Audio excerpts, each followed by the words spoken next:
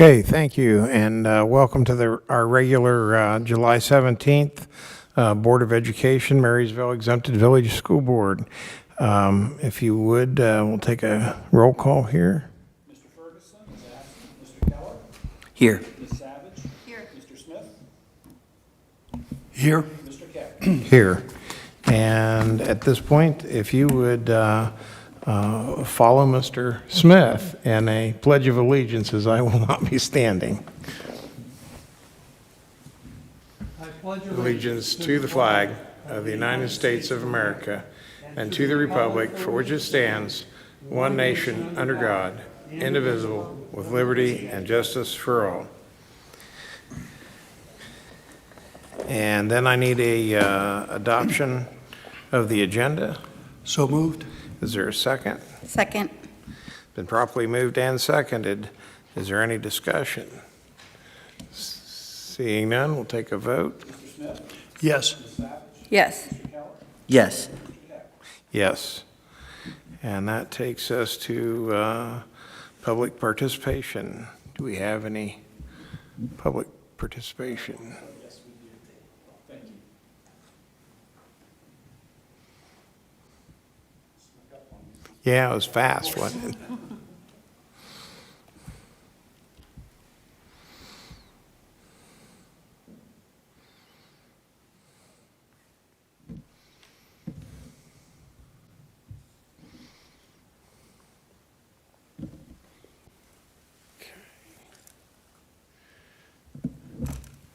All right, Nora Gary's.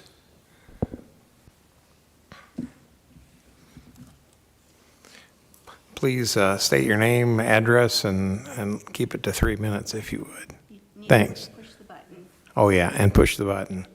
That starts the timer. No, I'm just kidding. Nora Garris, 20964 Bear Swamp Road, Marysville. I am here tonight to talk about transportation. My husband and I both work full-time. We have arranged for the kids to go to a sitter in the morning. They get on the bus there with her kids. They go to the same school. One goes to Creekview, one goes to Raymond. The district has this very nice alternate address form that we fill out. But today I received an email from transportation that said those forms will not be reviewed until the second week in September, which is 4 weeks into the school year. So I'm kind of at a loss as to what my children are supposed to do in the morning for the first 4 weeks of school until this form gets reviewed. When I read the email, I just kind of was speechless. Like, school is starting soon, and I have a plan in place for my kids, but if it's not going to be reviewed until 4 weeks into the school year, then there's a gap there. That's all. Thank you. Okay, I'm sure we'll look into that and get back with you on that. Thank you very much for bringing it to our attention. Okay, and now we're up to the superintendent's report. Good evening, everybody. Just a few quick updates for the board. Kindergarten registration continues. Currently, we're at approximately 373 kindergarten students. Last year, this time, we were just around 400, so we're a little bit lower. Our Alt-K numbers, though, are up. We're at 38 right now. Last year, we were at around 33. Grades 1 through 12, it's typical this time of year. We're getting some enrollments, but we'll get some records requests, in August when team members are back in the building. So 1 through 12 is up and down all summer. Kids coming in, kids going out. Enrollment really typically picks up towards the end of July. We do encourage families, though, don't wait. If you have a student you need to enroll, please enroll now. Because numbers typically go up in August, and it may delay possibly when your child starts school, just due to pure volume and processing all the new enrollments. So again, if you're a family, you need to enroll your child, do it now. We've been enrolling kids all summer. The enrollment team's been doing a great job. So don't wait till August, and don't wait till you see the yellow buses out on the road.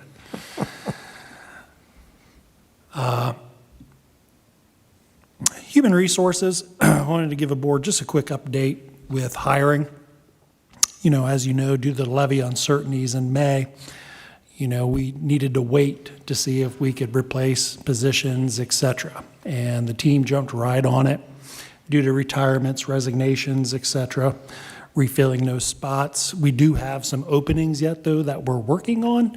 From a teaching perspective, we have a half-time intervention specialist over at Raymond, a half-time science instructor at Marysville High School, a custodial position, a couple special education aides, an office aide, half-time physical therapist, a speech-language pathologist, a mechanic for our transportation team, as well as approximately 3 school psychologists.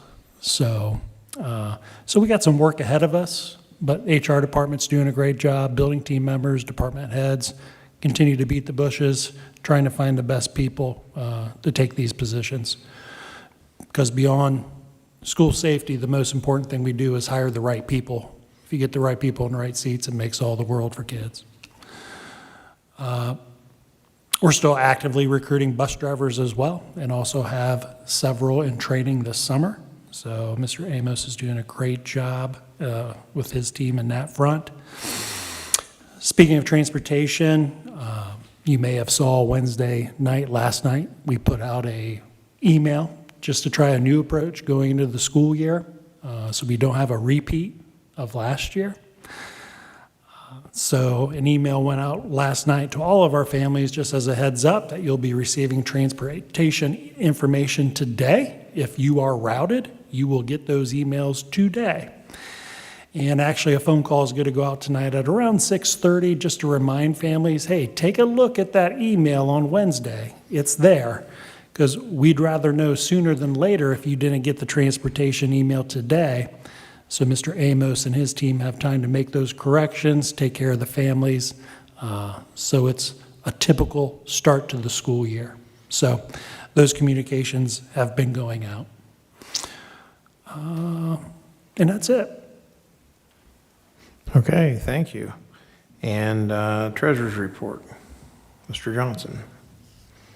Okay, well, you're in for a treat tonight because I have a record 2 PowerPoint presentations. Oh, I thought we were going the other way. It should be relatively quick, though. First one is an update on the state budget. So as you know, the governor signed the biennial budget for fiscal year 26, fiscal year 27. So from a state funding standpoint, really not a major change to what we were looking at with the House version, the Senate version, and it's really not great.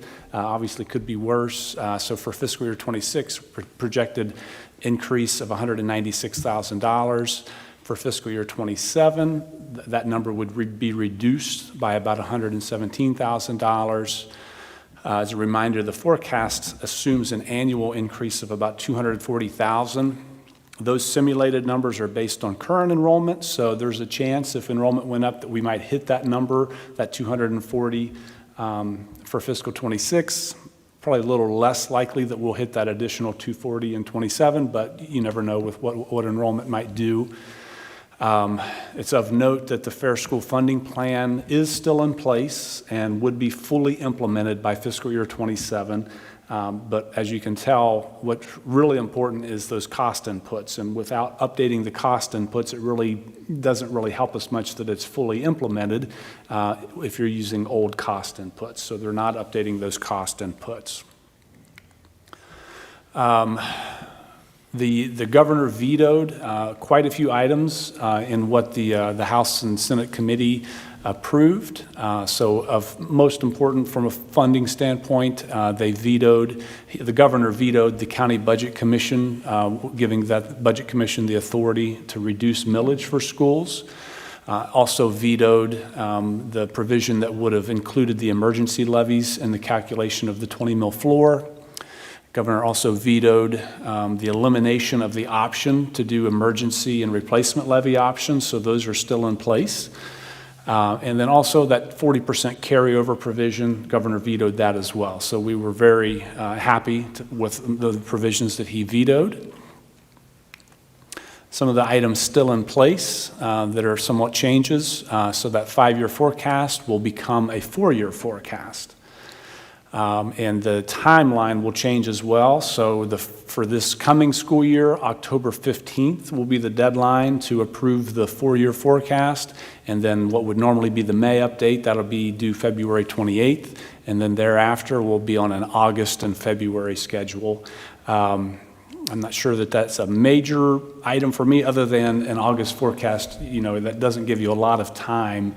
You're getting your actuals together about, early to mid-July.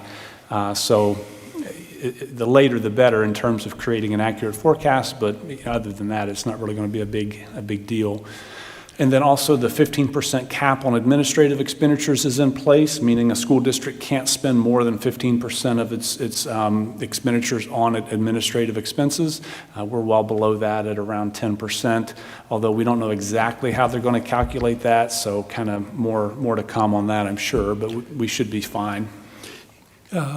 Just on the 5-year forecast going to a 4-year forecast, I know as we were looking at 5-year forecasts, trying to calculate levy expenses and so forth, would one of the impacts be, if you only look at 4 years, that school districts are going to look financially better? Because I know our 5th year was the one where we were going to experience the greatest financial difficulty, so. Yeah, I mean, it's partly because of the way schools are funded, and certain parts of your revenue don't grow, which that's why you end up seeing the further out you go, the bigger the deficit becomes. So yeah, it's going to make schools' forecasts look better because you're not going to see that 4th year. It doesn't mean that I won't necessarily still internally have a 5th year, as we look out. But in terms of what the state's going to have, it'll be a 4-year. And I think also that August, February, just speculating, I'm assuming that's because that gives the Budget Commission time to look at the forecast before they would have their Budget Commission meeting. So as we know, there's going to be a vote. The House is meeting on July 21st to look to override some of the governor's vetoes. So from a funding standpoint, the biggest items that they're looking to veto that would have an impact on the district are these 3 things. First, the County Budget Commission authority to reduce millage. If that's overridden, I'd say that's a little bit of a wild card. We don't know that there would be an immediate funding impact on us or not. We don't know what criteria they would use when it comes to reducing millage. Would they use a 40% carryover? Would they use a 50 or 30? So really that one's a little bit of a wild card. We don't know what impact it would have on us individually. And then statewide, it kind of creates a lot of havoc because you're going to have each individual budget commission made up of people that have, their own idea of what a school should have in terms of revenue and expenditures and carryover balance. So could definitely create a lot of chaos, but locally I'm not sure what impact that would have. The one that would have an immediate impact is the second one that they're looking to override, that emergency levies would be included in the calculation of the 20 mil floor. That would have a multi-million-dollar doesn't take away current revenue, but looking in future years of the forecast, that would reduce future revenues by millions of dollars. So that one would be very impactful. And then the third one, the elimination of emergency and replacement levy options. Again, that doesn't really impact us financially at the moment, just would have an impact for future levies, what we would do there. Oh, and then I should mention, Dick asked a really good question earlier this morning. There's discussion of doing away with property taxes. There's also discussion of doing away with income taxes. I'm not sure how, how everything gets done without any taxes. But the question of if you did away with property taxes and then assuming we were to have that same level of funding from an income tax standpoint, that would be about a 6.5% income tax, which obviously nobody wants to see that, but just an FYI in terms of numbers. And then just as an aside, from the federal standpoint, just on a meeting, I think late last week, where we were told, and I don't think this is a certainty yet, but this is from ODE, said do not expect to receive Title IIA or Title IV grants this year. Biggest impact there would be Title IIA. That's about $100,000 that we receive annually. We use that money for a staff member, so that staff would end up coming back to the general fund, so that would be a direct impact to the general fund. Title IVA is a little smaller, about $30,000, so not as big of an impact there.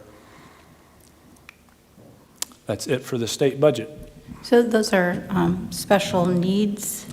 So Title IIA is, there's a few different uses there. One is teacher professional development and just educator quality, so just kind of training and professional development for teachers. So that's the main thing there. We use it for a academic coach is what we use that money for.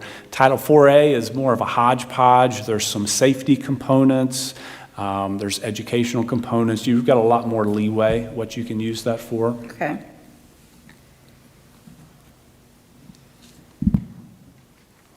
Any other questions on that one? Okay, if we can go to the next one.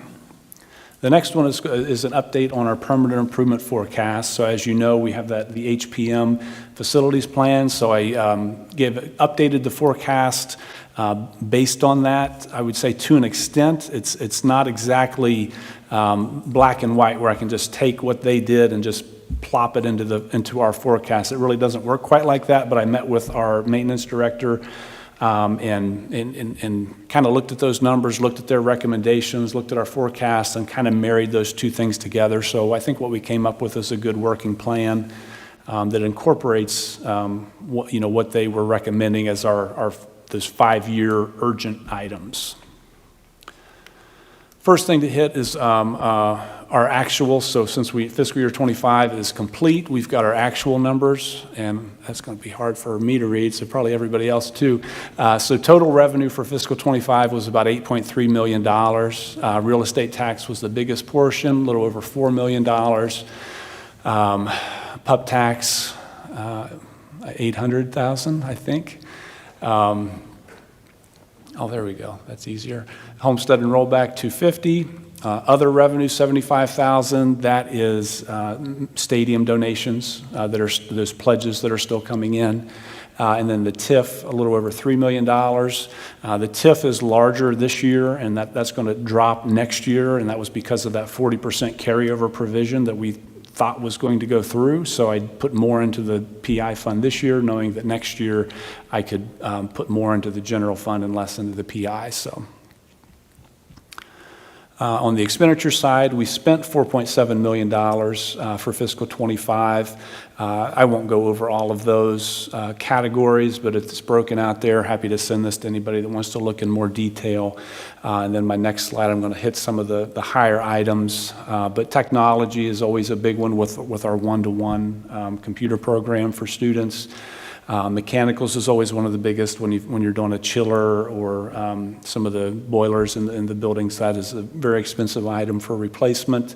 And then transportation, as we bought multiple buses and vans out of fiscal 25 budget.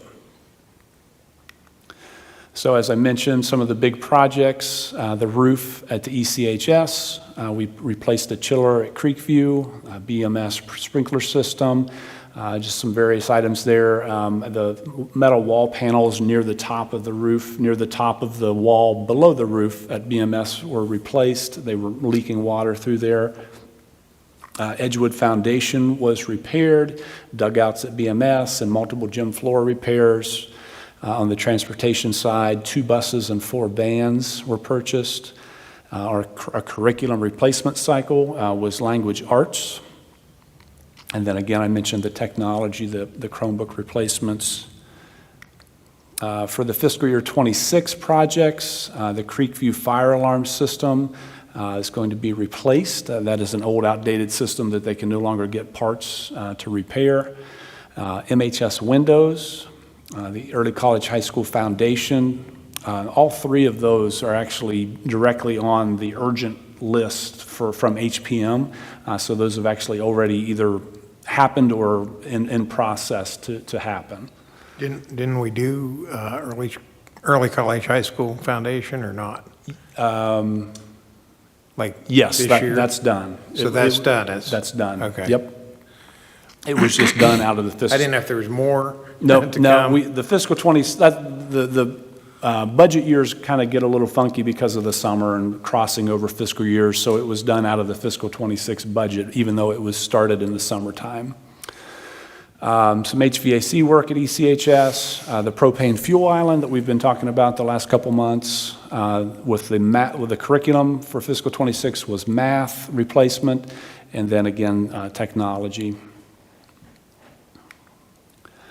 So looking at the maintenance categories through fiscal year 31, so this is where I kind of took the urgent items from the HPM list that they provided. Like I said, some of those things have already been completed, so we were able to remove those. Some other items we looked at that, even though they were listed there, were some things that maybe we likely wouldn't do. And there's also a lot of things that it's going to depend on what happens with our facilities plan and the bond issue before we know whether that's going to hit the PI fund or possibly a bond issue. But as we stand, that's what it looks like. Asphalt, probably around $3.2 million of projects over the next 5 or 6 years. The largest being mechanicals, about $6.2 million. That's going to be fire panels. That's going to be chillers and HVAC and boilers and those type of items. They're under roofing. I think the biggest one, there's nothing in the immediate future. That's more towards the end of that 5 years. Then about $343,000 in flooring. There's really no one big particular thing. That's just district-wide. So throwing these expenditures into the forecast, here's a look at our ending cash balance. As you can see, we've built that cash balance up significantly for fiscal year 25 and 26. You throw those some of those items in there, we're going to be eating into that balance significantly.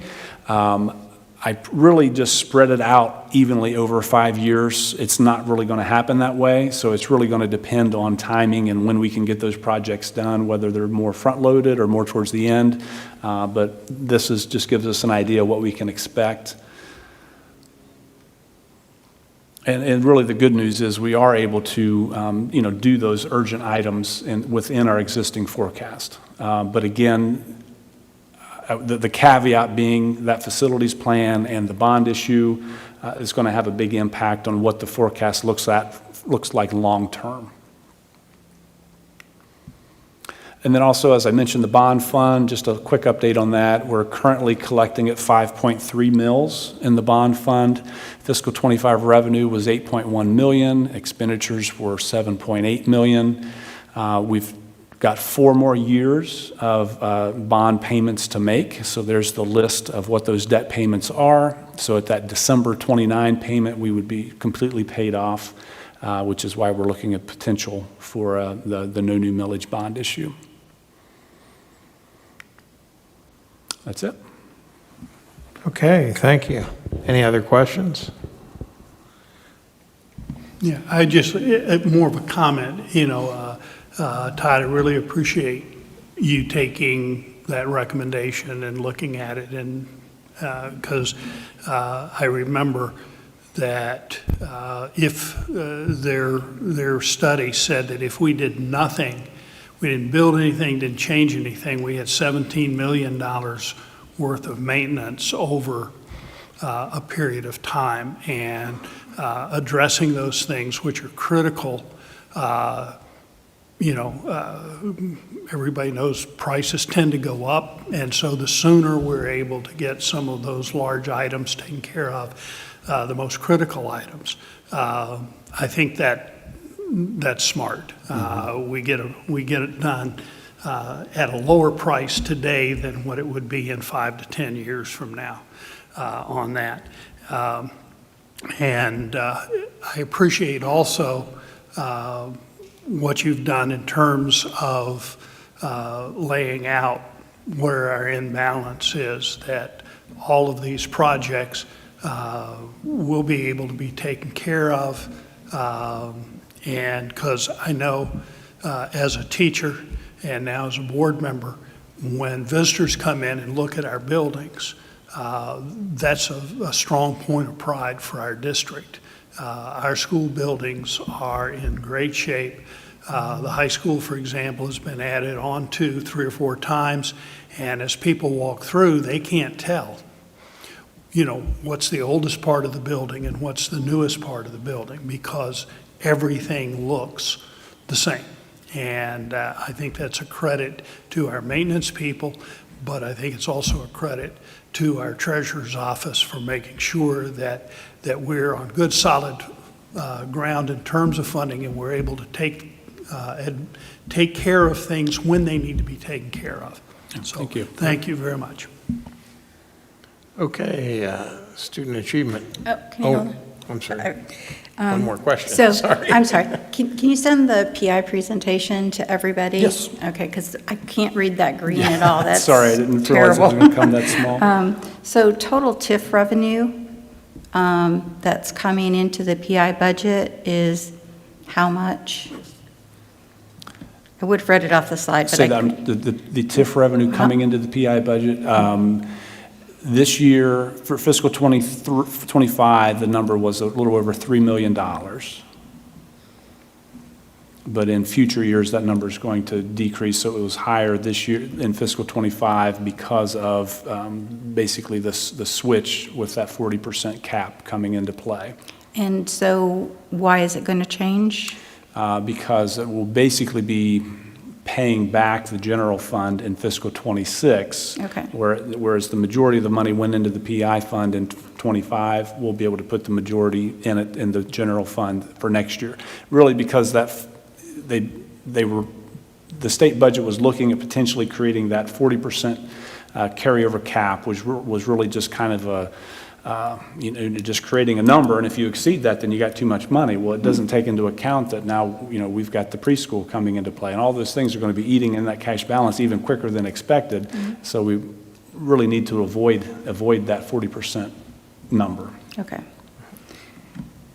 All right, thank you.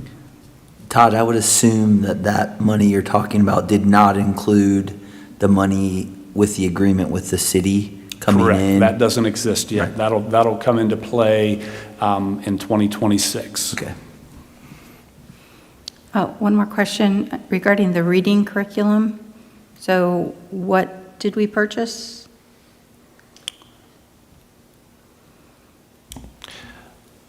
A lot of that was due to the state's requirement with the science of reading. We went with HMH. We actually started that implementation last year. Yeah, that's what I was going to ask, because I thought we did that last year. Correct, and that was in the fiscal 25 year, so we were able to purchase that. So again, we did implement that. This will be year 2 of that implementation. There's some other resources that we purchased too for like high school, middle school, grade 6 and above as well. That's not HMH because it did have to fall into the approved categories that the state shared. So the bigger chunk of it was the HMH though. Okay, thank you. Yep.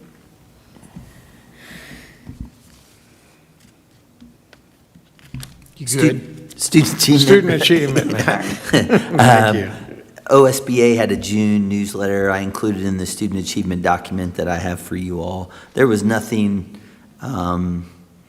really eye-opening in it, some good case studies, which are always nice to read from around Ohio and other states. Probably the most interesting one, a school in Minnesota used hydroponics to supply their school cafeteria.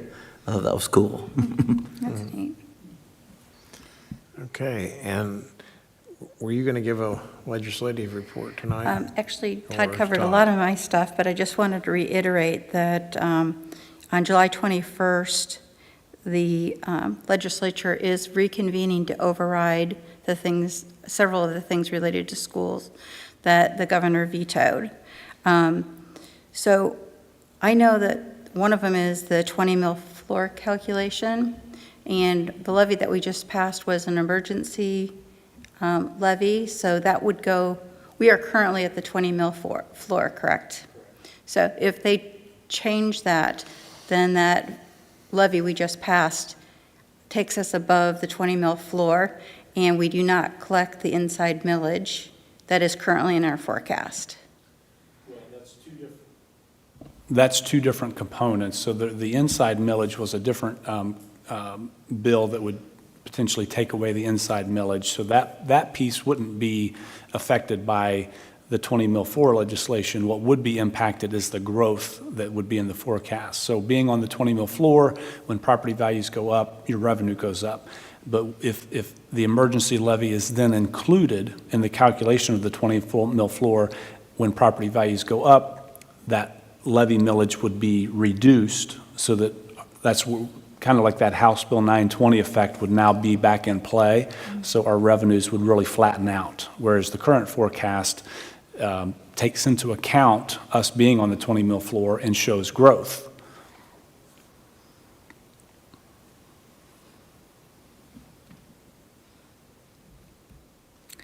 That's it. Thanks. Okay, thank you. And need a motion to approve the draft minutes from the last meeting.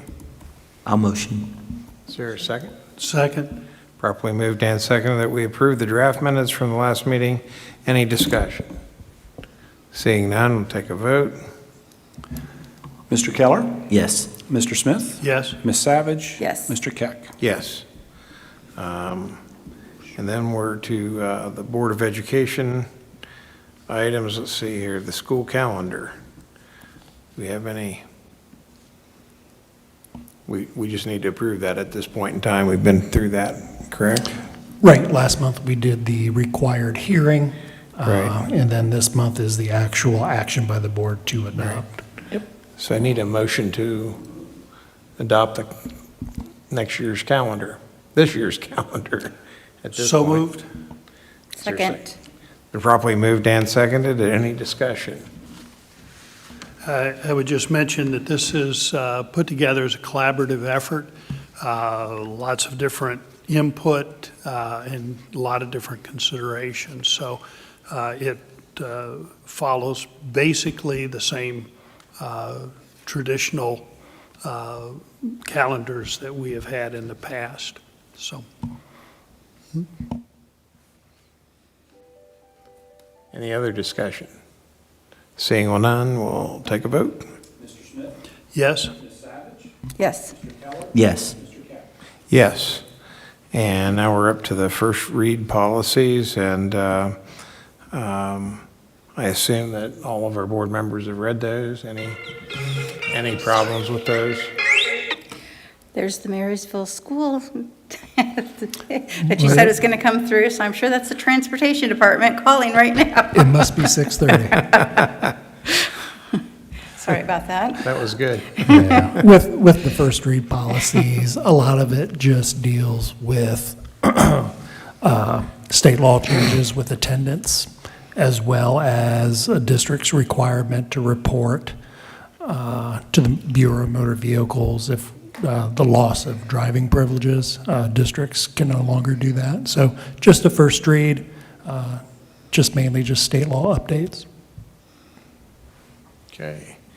And we're up to student transportation in practicality resolution. This resolution authorizes the superintendent to make a determination of an impracticality. Need a motion to approve that. So moved. A second. Second. Is there any debate on that at this point in time?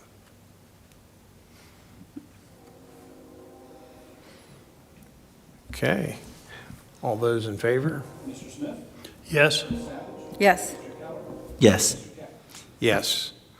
And that brings us to a cell tower lease resolution, and I need a motion to approve that before we can discuss it. Don't we need to do Oh, did I skip something? impracticality of transportation? We just did that. I'm Okay, sorry. nope, keep us on our toes here. All right, back to the cell tower. Do I have a motion? I'll motion. Is there a second?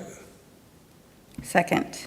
Properly moved and seconded that we pass a resolution to negotiate for cell tower lease Any discussion? Any explanation first? Yeah, I'll give a little explanation. Our business manager was approached by Verizon wanting to put a cell tower in near Bunsold.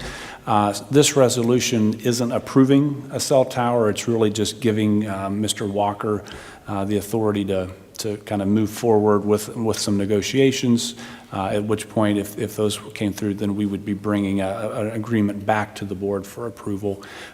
This would be a lease. It would be a long-term lease that would provide some revenue to the district, and it's in a location-wise where it's not a spot that we would really use it for anything else. You wouldn't put a school building there. It's due to how it's kind of boxed in with some geographic features. So looks like it's potentially a good fit, but this would just give us a chance to go a little further and see if it would. Do you know how many acres or partial acreage on that? Or Not off the top of my head. That's okay. Okay. I would just like to say I'm in favor of it as long as it stays where we've got it marked. If it moves from there, I'd be very concerned. Yeah, I mean, the location that's indicated as the possible location, my memory is there's a creek that's running down through there, and it's most of if it was to be located in the middle of one of the bigger open areas there, that would be something that I would find problematic. But this is kind of tucked up close to the road, out beyond, I think, the baseball field there, softball field, and should be a kind of an out-of-the-way place. So.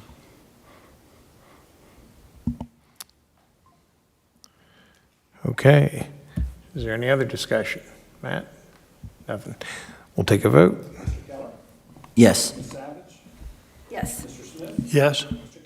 Yes.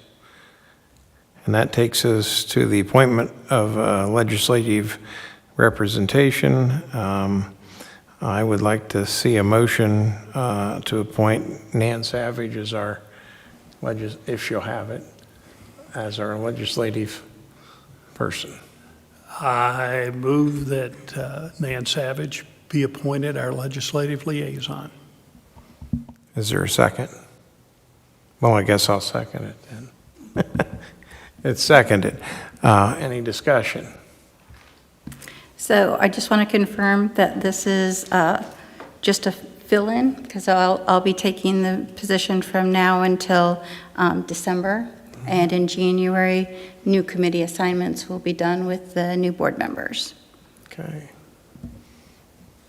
Any other discussion? Seeing none, we'll take a vote. Mr. Smith? Yes? Yes. Yes. She can't vote. Abstain.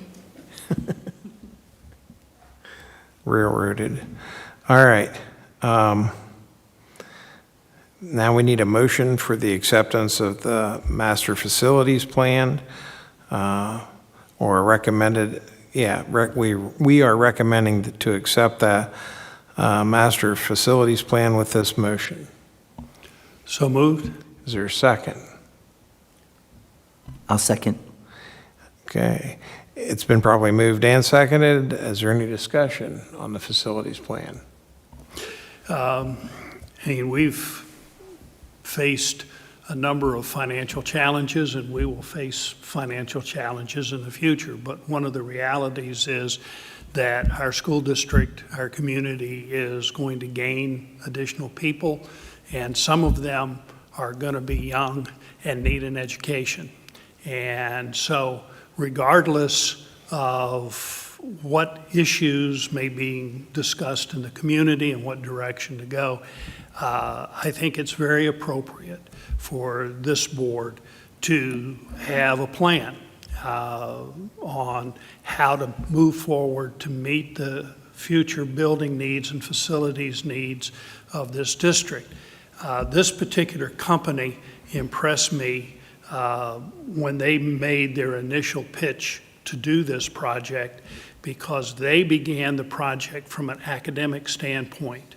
They didn't just count heads, try to guess how many kids we were going to have, and multiply that number by so many square feet. They took the time to go through and analyze every single one of our buildings, and then as part of their report, give us some guidance for our future facilities, maintenance, which we've already seen in action with the treasurer's report tonight. The other thing is their focus was on how to match space with instructional methods. And so they talked with the teachers, they talked with the building administrators, they talked with parents in the community and gathered as much information as they could, looking at how we're actually using space, how are teachers actually teaching, and then gave us an evaluation of how we're currently using space and what problems some of those spaces possess in terms of what we would like to do and what we're actually having to do. And so their plan is multifaceted. Their recommendation is to establish a long timeline, I think of about 10 years, in which to address various segments of the overall plan. And it involves looking at current building use, making changes into the number of grades that are in the elementary buildings, changing the use of one of our buildings to an elementary building to, in essence, save the cost of building an elementary, and then addressing the size needs in some of the upper grades with a building at some point in terms of being a middle school building of some type. The other piece that I really like about this is that this recommendation provides flexibility. It allows our administrators, our teachers, and our community to look at the plan and then discuss the details of how each step would be implemented so that, we have the opportunity to look at it, decide what we are able and want to do and develop the type of school community, school district that we would like to have. And the last piece that I think, and maybe one that the community is most interested in, is that this board has for years been targeting 28, 29 and saying at that point, a levy for construction of facilities would be appropriate because at that point there will be a transition from paying off our past facilities building obligations with the possibility of taking on new obligations going forward without asking for additional millage. And their recommendation, at least today, with today's numbers and so forth, that point still looks like, a real sweet spot where we can make a transition and do it in a very fiscally responsible way. Meet our needs long-term in this district and do it without creating additional tax burden on our population. And so I think it makes a lot of sense. This measure tonight that we're going to vote on doesn't lock us in to anything. This is a summary that we are accepting with recommendations. It just says that this is the plan at this point, and it gives us a starting point for more discussion and figuring out exactly what and when things need to happen. But I know that some of the things in here need to happen fairly quickly. Because if, as with most things, if you put things off, they become more expensive. If you put things off, it becomes more difficult, more complex. And so it's my hope that this recommendation for the board's future discussions and our administrators' future actions spurs some rather quick steps to begin an implementation of some of the recommendations. So. And I think you said this, but I'll just say it one more time. It's a recommendation that we're approving tonight and not necessarily the implementation of everything. And I think that's one thing that's got some people nervous at this point in time. It's just a recommendation, and we'll do what we can with what we have. So, any other discussion?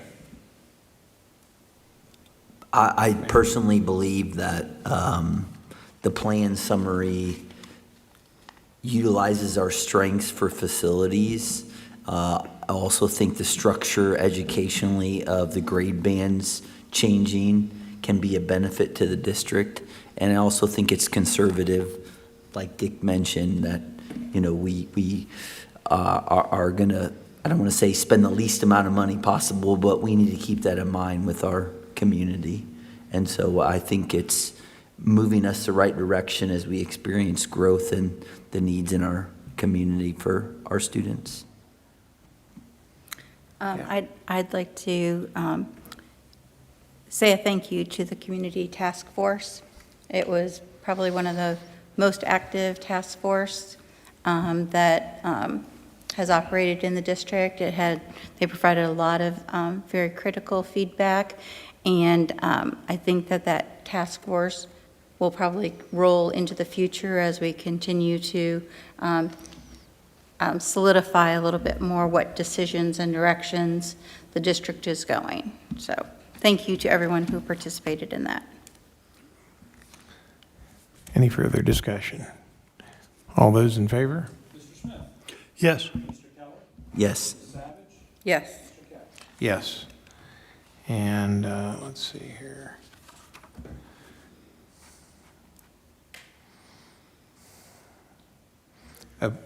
Approved treasurer's items, action items.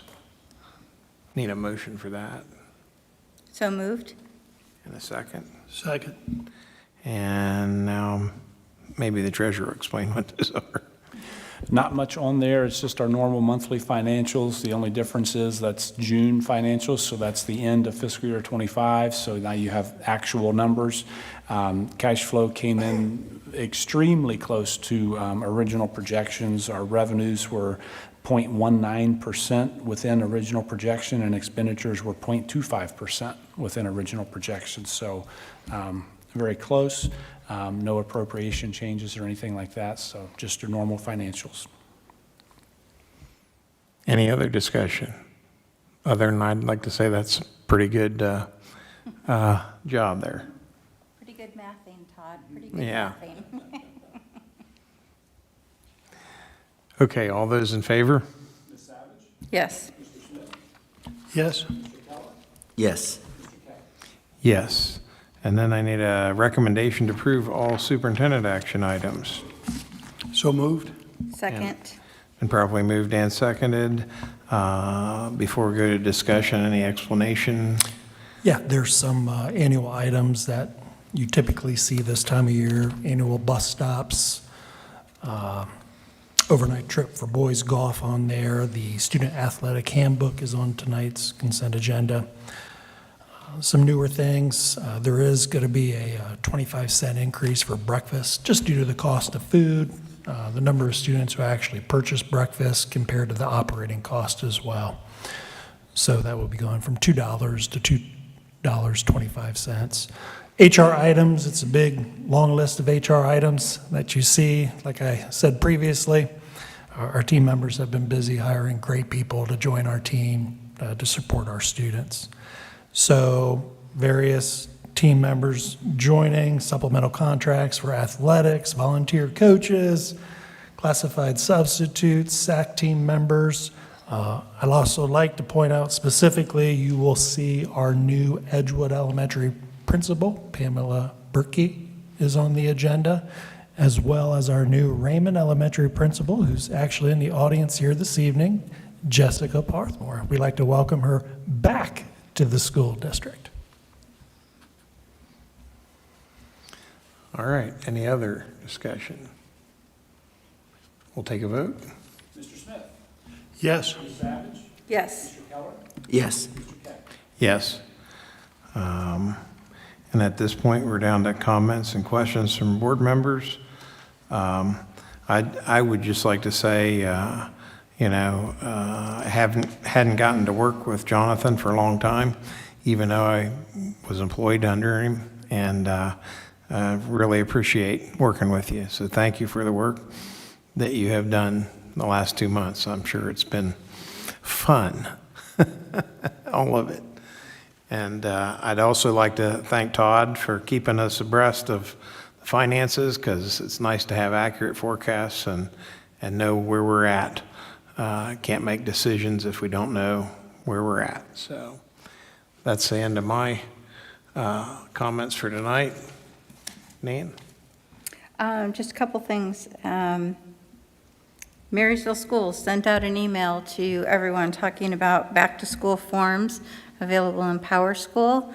I know it seems early and it seems like it's the middle of the summer, but please check your email. It's very important. It makes things go much more smoothly if everyone fills out their forms and gets them submitted and gets that out of the way. And Nan, I apologize for jumping in. Those back-to-school forms will open up on August 1st at 3 p.m. We're just getting the word out so people can plan for it. Thanks for mentioning that, Dan. Okay. And secondly, transportation email. So the phone call just came through during the meeting here. So there's also an email. It's very important. Just like the woman that came tonight, she had a concern. She brought it right forward. The special shout out, I guess, to the new transportation secretary, who's been posting on social media, encouraging people to make sure you're checking your email, and please contact us if you have issues. So really appreciate that, going above and beyond. Next thing, sales tax holiday is August 1st to the 14th, so it's 2 full weeks this year, up to $500, and it's on a wide range of items, not just school supplies. So everyone should get out there and take advantage of that. And one thing that we haven't talked about it, but which will be of future discussion as part of the budget bill, they also banned cell phones in schools. And so that will be a extended discussion among the larger group, the board's larger group. But I just kind of want to mention that for the sake of the parents out there who maybe need to start having some discussions with their students, particularly older students, that there's tons of research now on how cell phones interfere with students' ability to concentrate and learn and get the most out of their education, and that this has become now state law. So it's not just a district policy, it's actually part of state law. So that's it. Thank you. Matt? Yep. Big welcome to all our new hires, some of them here this evening. That's great. Excited for them to get ready for the school year. It felt really good as a parent to get some information today about transportation.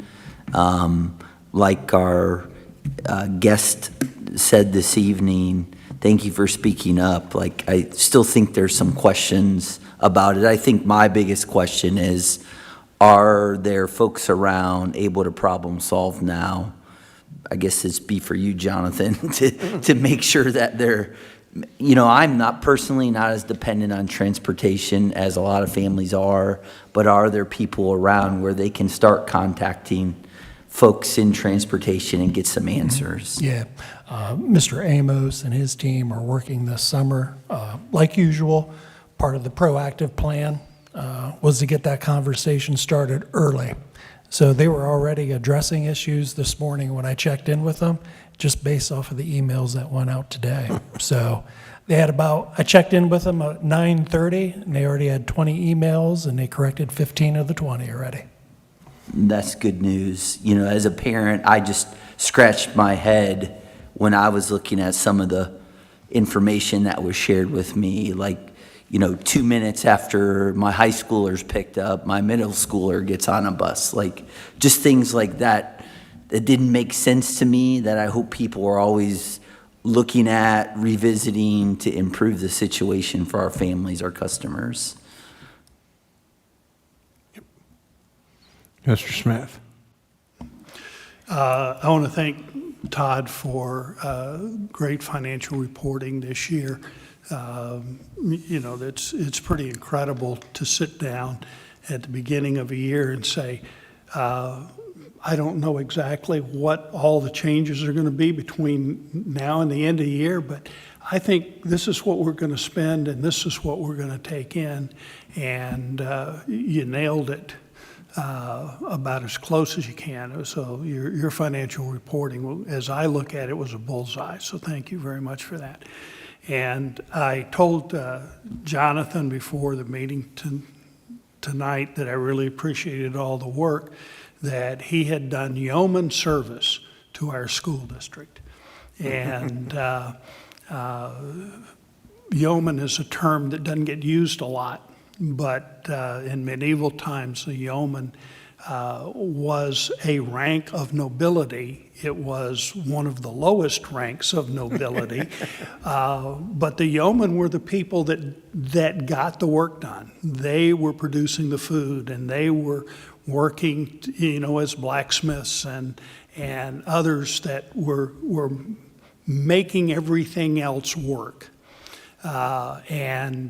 Jonathan said he'd been with our district for 11 years, and he has worked with yeoman-like diligence from day one. And I know by the time we have our next meeting, he will have transitioned to a new position in our district. And I know he's excited and looking forward to that. But you have done well by us, and I want to publicly acknowledge that. So thank you. Would that be yeoman a second class, or? Anyway, I need a motion for adjournment. So moved. Is there a second? I'll second. Properly moved and seconded. We'll take a vote. Yes. Yes. Yes. Yes, we're adjourned.